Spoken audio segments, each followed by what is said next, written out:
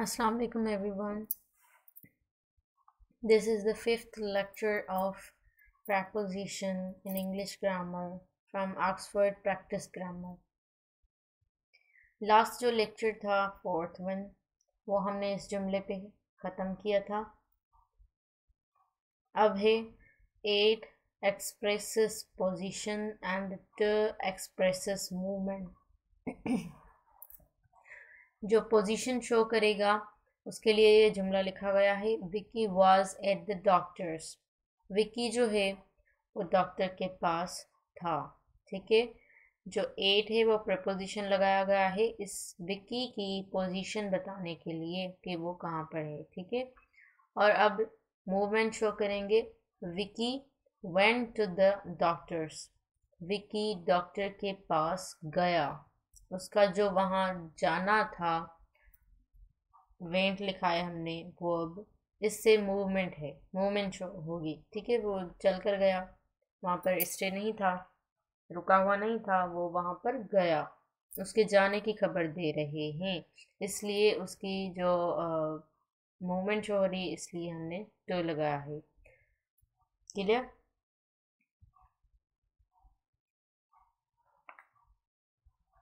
अब है prepositions of place.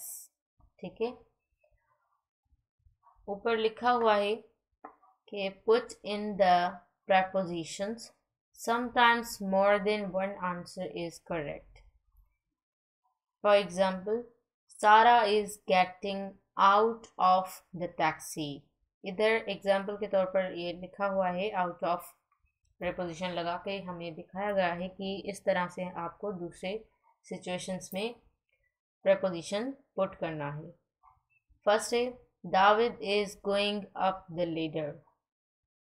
जो दाविद है वो लेडर पर चढ़ रहा है। ठीक है, गोइंग लिखा हुआ है और चढ़ रहा है तो हम अप लिखेंगे।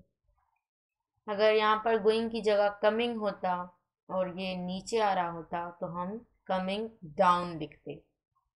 नेक्स्ट है द फर्नीचर इज इन और इनसाइड द वेन। इस सिचुएशन में हम इन भी लगा सकते हैं और इनसाइड भी लगा सकते हैं। इस पिक्चर में देख रहे हैं आप, जो फर्नीचर है वो वेन के अंदर पड़ा हुआ है, पोजीशन या प्लेस शो कर रहा। ठीक है, नेक्स्ट है my friend lives in a flat above और ओवर अ शॉप।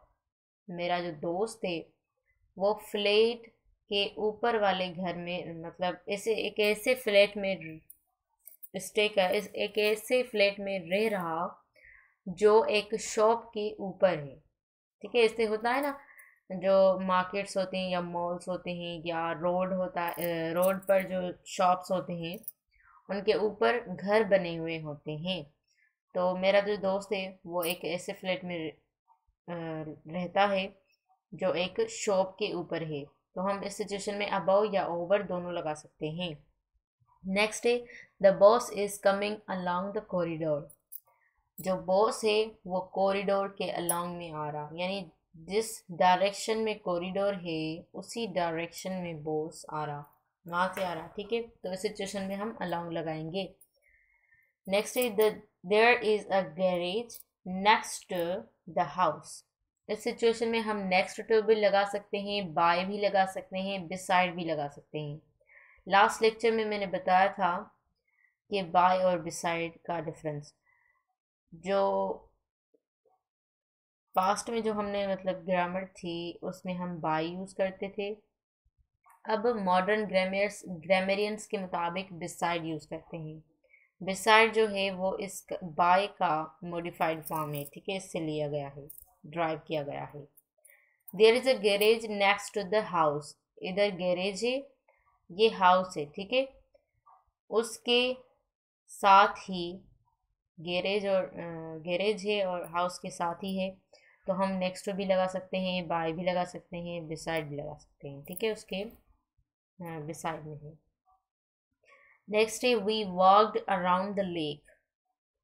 एक नक्शा बना हुआ है और हम इस फुटपाथ जो इसके चारों तरफ है, ये फुटपाथ है, यहाँ से हमने वॉक किया और ये डॉट डॉट से शो भी कर रहे हैं इस मैप में कि हमने वॉकिंग की अराउंड द लेक, इस पूरी लेक के अराउंड से हम एक चक्कर लगा के आए। नेक्स्ट है there is a statue in front of the museum, ये एक म्यूज़ियम है, उसके सामने बिल्कुल सामने एक स्टैचू है, एक मुजस्मा है, इसलिए हमने इन फ्रंट ऑफ लगाया है प्रेपोजिशन। ठीक है, नेक्स्ट है Tom and Nick are walking out of the stadium, Tom and Nick जो हैं वो स्टेडियम के आउट ऑफ वॉक कर रहे हैं। आउट ऑफ भी लगा सकते हैं और अवे फ्रॉम भी लगा सकते हैं। ठीक है, टॉम एंड निक जो हैं वो स्टेडियम के बाहर से आ रहे, ठीक है, या उससे दूर जा रहे, पीछे स्टेडियम है और ये उसको पास करके वहाँ से निकल रहे हैं या उससे दूर जा रहे हैं। ठीक है, किसी और जगह जा रहे।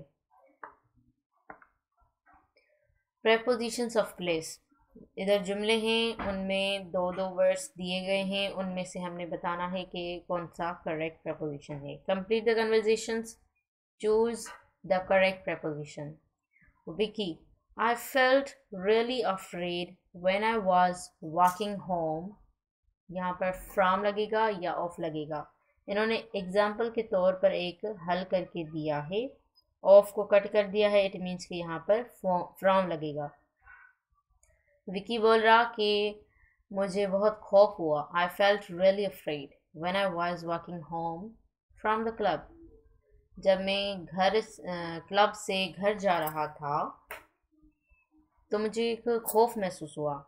All the time I could hear someone behind या in front of me but I did not dare turn round, ये कह रहा कि ऑल द टाइम मतलब पूरे रास्ते में जब मैं जा रहा था घर क्लब से, तो पूरे रास्ते में मुझे एक ऐसी आवाज़ फील हुई कि एज इफ कोई मेरे पीछे से आ रहा है, but I did not dare turn round, पर मुझे हिम्मत नहीं हुई कि मैं पीछे से देखूं कि कौन आ रहा है, इतना मतलब खौफजदा हो गया।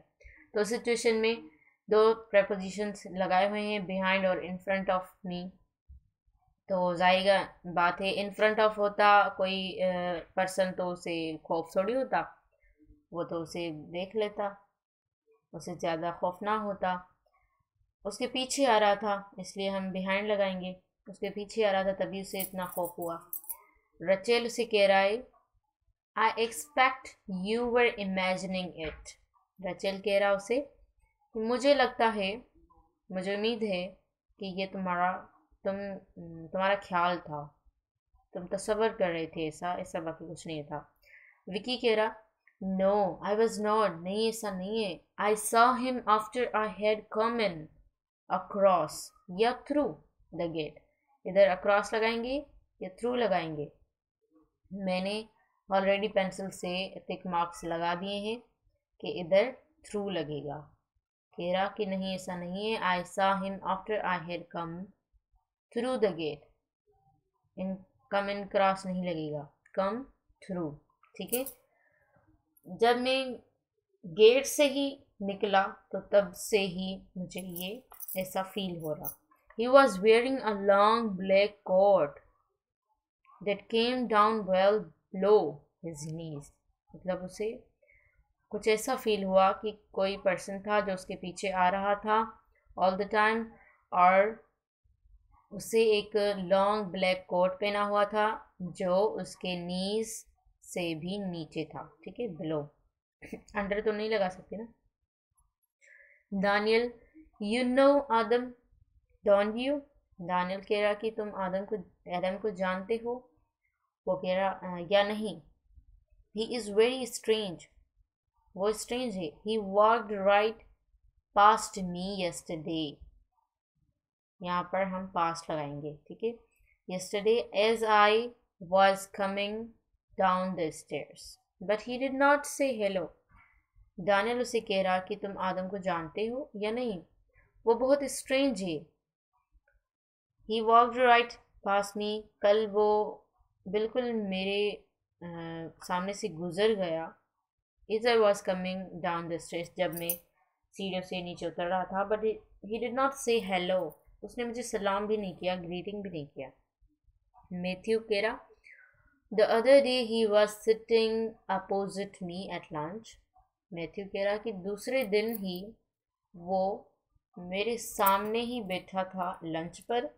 So I could not help looking at him. So मैं उसे मतलब मैंने उसे देखा, मैं उसे देखे बगैर रह नहीं सका.